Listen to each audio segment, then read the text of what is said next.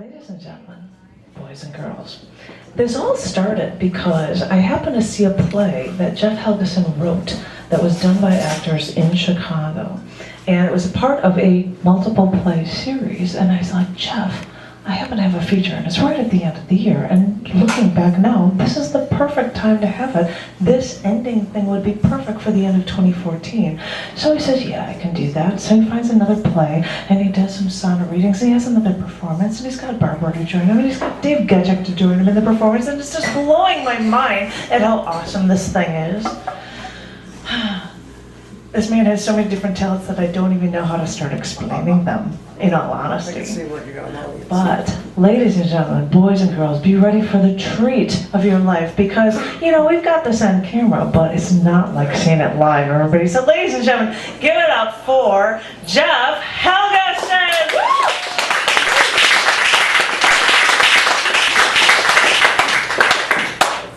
Thank you for that very kind introduction. Oh, it's very truthful. And I'll make every effort I can to live up to it. I want to start by sort of a little warm-up and explain that Dave and I have been working together now for almost 12 years, I guess. And the last several, we've been doing kind of a seasonal show, a winter solstice show, and I have been the MC. So I brought my prop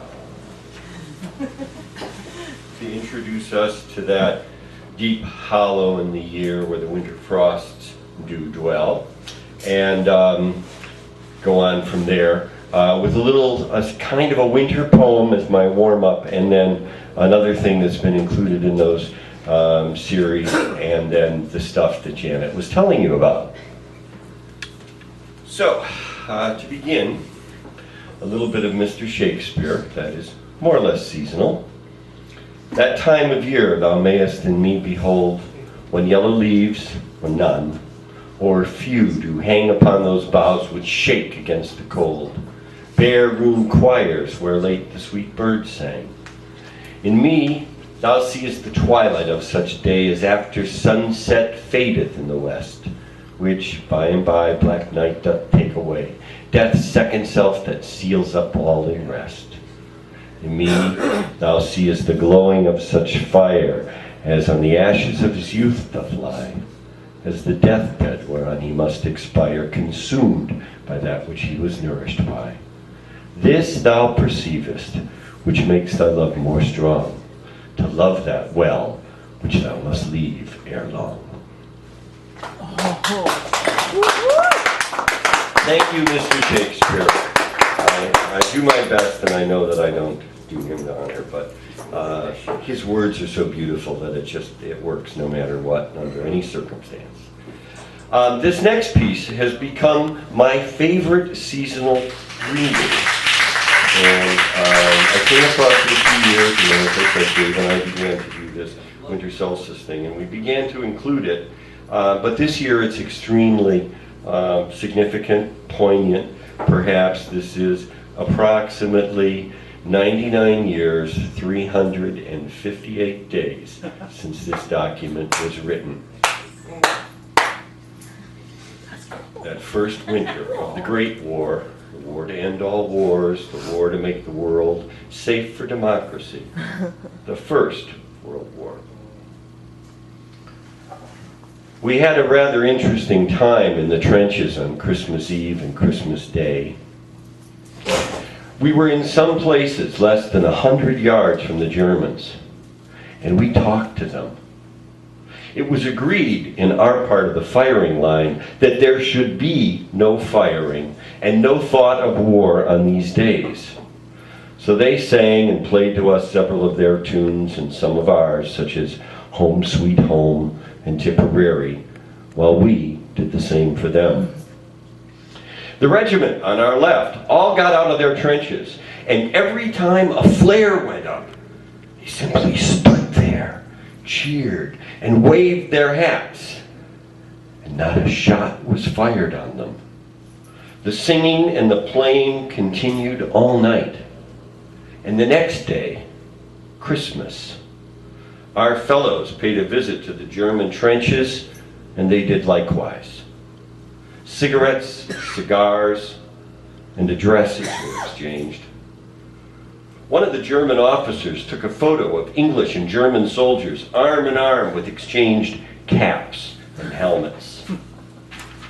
On Christmas Eve, the Germans burned colored lights and candles all along the tops of their trenches. And on Christmas Day, a football match was played between them and us in front of the trench. They even allowed us to bury all our dead lying in front, and some of them, with hats in hand, brought in one of our dead officers from behind their trench so that we could bury him decently. They were really magnificent in the whole thing. I have a very different opinion of the Germans now. Both sides have once more started firing and are deadly enemies again. Strange it all seems, doesn't it? W.R.M. Perry, London Rifle Brigade, 1914.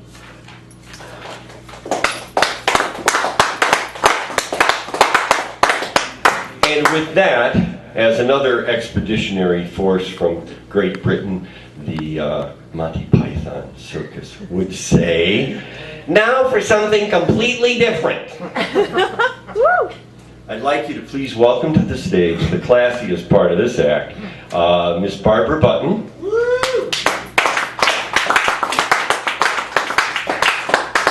Barbara's going to be our narrator and our technical assistant. Once again, Miss Barbara Button. Co-star of mine of stage and screen. We're in a motion picture called Animals. We're in there for 10 seconds, dancing at a very far distance from the camera.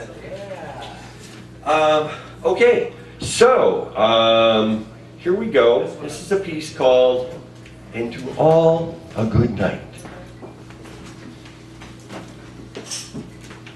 A bare stage with a worn sofa at the back. There are right and left exits. Lights rise to find Paul, an actor, asleep on the sofa, cradling an empty bottle of scotch with his right arm. At a distance, there is the sound of a passing elevated train.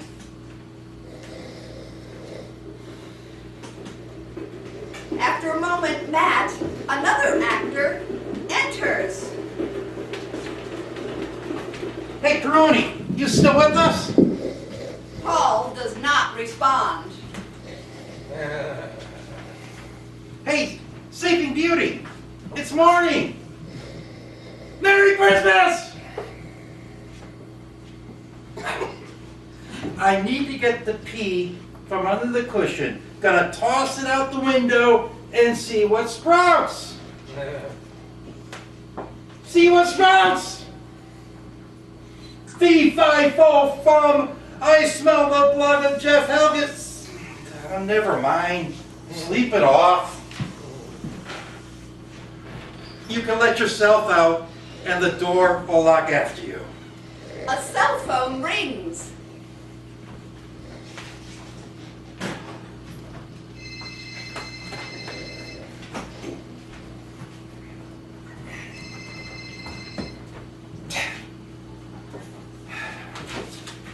Hello? Sit down. Hello? Ghost of Christmas present? No. He's still asleep. Yeah, he's breathing. No, I'm ready. I'll be there in 20 minutes. I'll take a cab. It won't be a problem. I'll pick you up. We'll be at your folks' place in plenty of time before brunch. I love you too, future Mrs. Claus. Okay. I'm on my way. Matt starts away to exit the right side of the stage. A blue light begins to rise across the front edge of the stage, and the sofa slowly falls into shadow, eventually receding into darkness. A little town of Bethlehem is heard playing softly in the distance. Come on, are you ready? I feel ridiculous. Well, you look Great.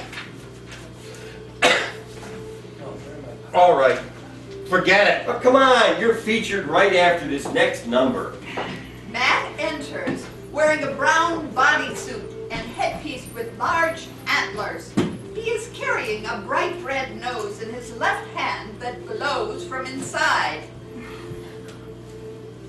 Why do you only have to wear antlers? I'm Cupid. I'm way in the back. Nobody's gonna see me. You're the lead reindeer. Then Dasher and Prancer and Donner, Blitzen, and by that time, who cares anymore? But we auditioned just to be a couple of elves in this pageant. Ofta and Kapoots. $20 a shot, and that was it. You agreed to be the understudy. Fine, but I never thought. It was in the contract. They expect me to fly. That's no big deal. A wrench and a couple of rusty old cables. You know, Mary Martin did it for years. She rehearsed. I haven't even rehearsed. There wasn't time. The accident only happened during today's matinee finale. By the time everything got cleaned up, the audience for the 7 o'clock show was already in the lobby. I should have been given a pickup rehearsal. Do they even have liability insurance? This isn't an equity show. Besides, what's the chances that something like that would happen twice in a row with two different Rudolphs? I'm not doing it. You take the notes. Matt extends the nose toward Paul, who raises both his hands in the air and steps back away from him, refusing to touch it. They didn't cast me in that part. You fit the suit. It's gotta be you. Besides, if you don't go on, neither one of us is gonna get paid. They don't buy blood anymore. And the rent is due on both of our squalid little efficiency apartments. You gotta do it.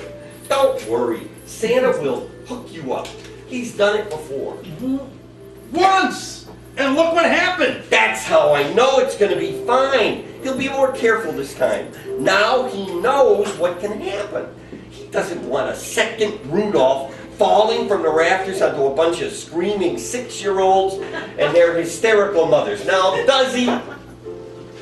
Santa's an obese, diabetic, drunken, old, broken down, homeless guy. You take the Don't nose. worry, it'll be fine. They pulled him off the street so he wouldn't be able to panhandle the patrons. Help the veteran get some soup? It'll be fine. He fits the suit too, I suppose. I should feel good about that. You take the nose. Now listen, if this is a risk I'm willing to take. We need the job. What happens on December 26th? Well, it's seasonal work. Well, how about the girls in the chorus? Strip clubs are open every day of the year. Well, they do a great North Pole dance. You gotta say that for them. Radio City Music Hall doesn't have anything like that in its pageant. There's truth to that. Did you see that tall blonde Santa's helper? The one that climbs and then slides down the North Pole? Upside down with... Wait a minute. That's not what we're talking about here. You take the what nose. we are talking about is the integrity of the performing profession. The show must go on. You have a responsibility to fulfill. Those kids out there are counting on you. It's what you've wanted all your life. You're Rudolph.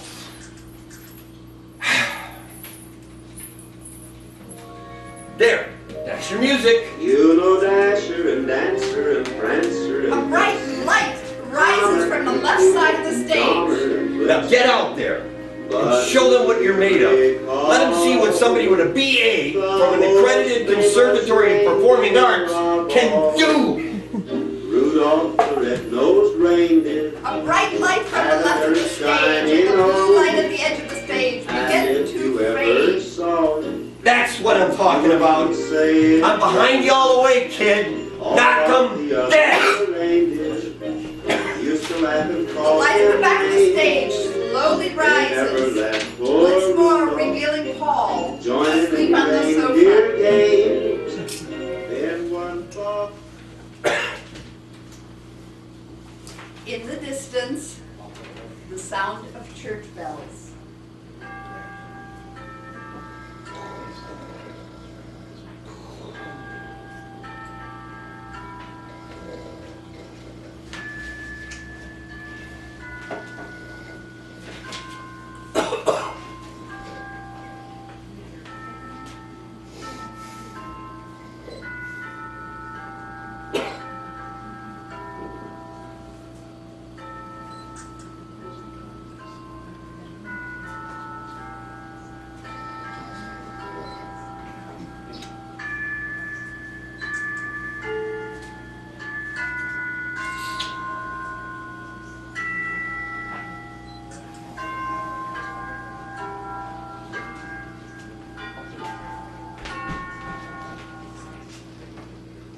blackout.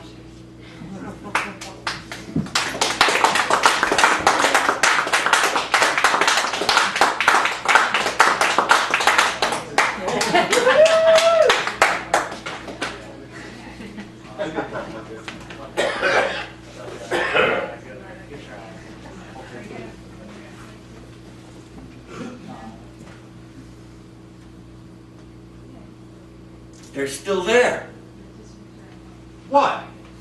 They're still there. They're in their... What are you talking about? Them! There! They're still there. How many times have I got to say it? What? About them, there! Them there? Yes! Who's on first? What? Third base. What are you talking about? Never mind. What? Why? Huh?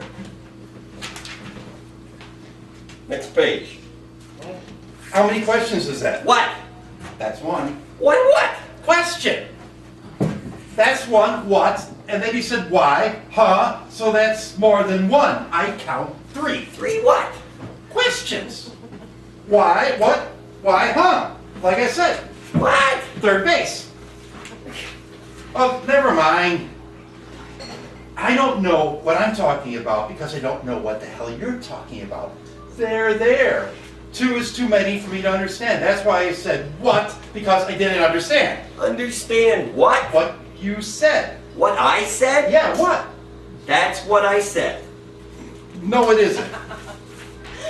Yes, it is. I just said it. What I said. Yeah, but that's not what you said before. Before what? Before that. I didn't say anything before that. I said, that's what I said. Not originally. Not at first, not before. I don't understand what you meant when you first spoke. When first I spoke, Right then. When you looked up after the show, and then you said something, they're there. Like I had to be reassured about something or something. no, I didn't. That's not what you said. No, So it was what you said. not at all. What I said was, they're still there. They, them, out there. They're still continuing to be at this and that previous moment, still where they were before. There! Oh. So they're watching. Watching what? Who? And us, they're watching us! Why? I don't know. Because we're here, I guess, where we are. We are what? Never mind. They're expecting something. Really? From us? So it seems. What? That's it. I don't know, but something. Okay. Now, I'm only saying that because I don't want to go through that what business again. Well, neither do I, that's for sure. But what do we do? About that? Yes! Nothing. We can't. Nobody can. It's impossible to do nothing. All right. So maybe I should kill you. What? Kill you? Why? For them. Nah, Why not? that's been done. Somebody's already killed you? Well, no, not so to speak, but you know, like, symbolically. Symbolically what? Oh, don't start. We said it's been done before, not with me personally, but on stage too often. It'd be what they'd expect. So? So we can't. You can't. And I can't even try killing you as much as I might like to. What? Never mind. We gotta do something else. You mean, like, raise expectations and then realize them in an improbable but unexpected way while still keeping whatever it is believable? Exactly. That's a lot to ask. I know it is, and that is the problem. But that's what's expected of us by them? They're still there ones? Yes. Oh, okay. Well, you see what I mean? They're still there, waiting, wanting, expecting something, expecting us to do something, to do, that, what you said. They want us to, so we must. Fine. You start. I did. You might at least get up. They'll watch that action. That's not action. Okay, activity at least. But only it's something. Otherwise, they might leave. Really? Yes. It's the fight or flight response. Movement takes focus. If we don't give them at least that, they'll stop wondering what'll happen next, and then they'll just leave. So, don't we want them to? Well, not yet. Why not? Because we started. Now we want to hold their attention, to suspend their disbelief, to strut and fret our hour on the stage, and all that jazz, to do what's expected of us in an unexpected way. You understand? And leave not a wreck behind. I won't touch that. But you get it. Right. Take a stand, make a move that changes the status quo, that creates expectations to be satisfied in an unexpected way. Exactly. A crisis ensues, the outcome of which is uncertain yet irreversible. Yes, yes, yes. And then, just at the right time, a defining moment, an outcome, for better or for worse, for good or for ill, for gain or for loss, consequence! Yes and no. What? Oh, well, the point is telling consequence. Telling consequence? That's what I said. I know that, but what's it supposed to mean? Telling consequence. Something significant that it all adds up to. Like what? A truth. Something universal that's both in and outside of time. Oh, come on. Maybe I should kill you. And what would that prove? Nothing. There's gotta be more to that. There's gotta be. I mean, murders. Murders, they take place all the time. The papers are full of them. You read all about them, and then you go right back to your life, and that's that. Nothing's changed. A little distraction, that's all. This is different. What I'm talking about, you take them out there. Now they read the papers too, they know, but still they come. They're still there. Why? Not just for distraction, you play games for that. Pinochle, Crazy 8's Parcheesi. No, it's more. They want to be shown something, confronted at the level of all their senses, and then have it add up to something more than the sum total of the parts. Yeah, but how about for the dead guys? What dead guys? From all those killings! Oh, you think they care after the fact? Well... No, they don't. And after a little while, neither does anybody else. Oh, there's sadness, a sense of loss, but that fades in time. In a while, nobody remembers. There's no news. It hasn't mattered. Shit happens. That's not catharsis. Oh, it's pathos, maybe. But that's about all that it is. I suppose. There ought to be something more to things than that. There's gotta be. Otherwise, this isn't worth sitting through. It isn't worth doing. So you want more?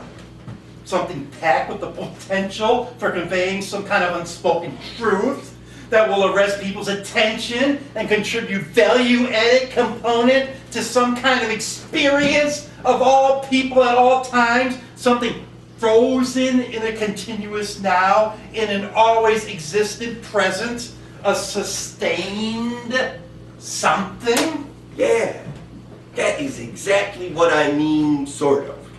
It's not brain surgery, it's not rocket science, it's not even nuclear science, but it has consequence. If you see what I'm getting at, what happens, has happened. No, happens, is happening. In space like this, over time, has affected an infinitely greater number of lives and human understanding than that infinitesimal percentage of people who've been troubled by those other things. I mean, value systems, cultures, the successive generations throughout the centuries are all influenced collectively and affectively, not just once, but over and over, again and again, all the time, always. And that's what we're after? All that? That and conflict. What? Conflict, what the fuck was you doing or I'll kill you, you asshole. Too predictable. It won't play true. Not now. You said so yourself. Yeah, right, fine. So I'll just tear your head off and then let nature take its course. That might work. All right. Well, I got an idea. So who died and left you in charge? Nobody. That's not the point. It's been done before, too. What? All that, there's no point stuff. We're post-realist, post-expressionist, postmodernists. What's left then? Well, new vistas, a bridge to the future. Make it new. Of course, that's been done, too. And anyway, we're post-neo-futurists, post-futurist, post-expositionist, post-abstract expressionists, post-neo-expressionists, even post-neo-futurists. Let's clean up. What? Let's clean up.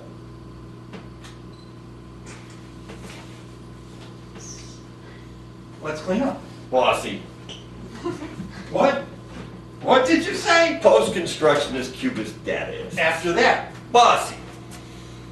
Don't call me that, comrade, or I'll sweep your ass right straight to the post-ash can of post-revisionist historicism. All right. Along with the former Soviet Union, you see, political doesn't cut it either. I thought I was being socio-economic. Same thing, no lasting relevance. Oh? Besides, we're post-social realists. Really? What we are is here and now, perpetual present, extratemporal, sur-contemporaneous, hyper-realist, introspectivists. That's what. Got it? I guess. Give the man a cigar. Now there might be more to it than that. What? The cigar. Like what? A symbol, a reference, I don't know, maybe. Look, it's a cigar. On a literal level, sure, but what? you see? No, I don't. I don't see anything, but all there is to see, I do see. Is that a reference? I don't think so. I think it is. It's a paraphrase, maybe. But does thinking make it so? I knew it! Do what? That there's more to a single action than is dreamt of in your philosophy. Suspicious. Truthful, observant, aware of the possibilities, the rubric of selective inclusions. That's what they want, hunger for, something to speculate about, to trouble over, to try and make sense of and apply to life. What about us? What? Where are you going? We're done. We're done. I'm going home. I can't hang out. I can't hang around here all night. Miles to go before I sleep. Lots of new places to go. People to see. You know the rest. Cut the lights and close the door. And this thing is over. I suppose. Hey. Well, what about them? They'll be fine. They always are. Once everything's over, they can take care of themselves. I suppose. And that's the way it should be. That's showbiz. Thank you. Thank you, Janet, for the chance to do it, man. Now we'll clean up the mess we made. I was trying to clean up the mess we made. You did a very good job of cleaning, but there were still things that had to be thrown away so that you could continue to clean, because that was your job as somebody after the play was over, having to clean up the set after you were done. Can't you take it that the place is over? That nobody wants to see anything else anymore? Exactly, the All point. this post-constructionist stuff? I thought it was hysterical when I saw that as a play. It was like, this doesn't continue when the play is Cleaning over. up after the play's over. And what? The audience is still there? What? What are they looking at? Why are they here? I don't know. What? You figure they go to the washroom when it's over. Exactly. Or they go get a drink. Exactly, or They answer the something. phone. Ladies and gentlemen, I don't think that was loud enough while he's still up here. Please, give it up for one more.